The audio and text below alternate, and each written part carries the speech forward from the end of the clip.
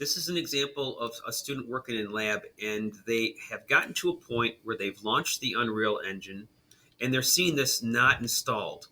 But what I want to make sure everybody understands is they need to exit. And this is in the instructions. Exit the launcher and restart. What that means is over here, we're going to click on the X in the upper right-hand corner over here. We're going to exit out. And this only has to happen the first time you run the Unreal Engine on a machine. Now we're going to launch it again. And we're going to come up here where it says Library. Not the one on Home, but the one under Unreal Engine. So you got to find Unreal Engine and then go to Library. And notice now instead of it saying Install, oops, it should be there. This is an interesting one. It should have automatically found it there. You should never have to install a version of the game engine here.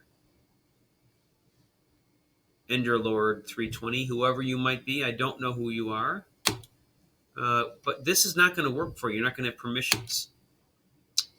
So let's do this. We're going to cancel out a third time now. This might be a common problem I haven't seen.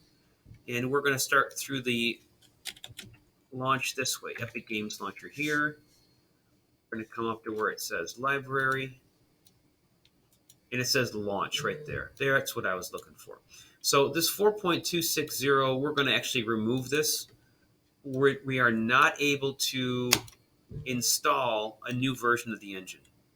We have a controlled environment because we're academic. At home, you could. But 4.25.4 has the word launch, and now you're in, and that's the version you're going to use. Okay? Sorry about any confusion. This was just an example to kind of show there's just one weird thing that we want to make sure you clean up. Since I've got the students work up, I want to make sure they understand. I'm also wanting you to get rid of this. So unpin that Microsoft Explorer or whatever it is, Internet Explorer. And I want you to actually pin one of these to the taskbar. So if you go to use a browser, it's very easy for you to get into Chrome.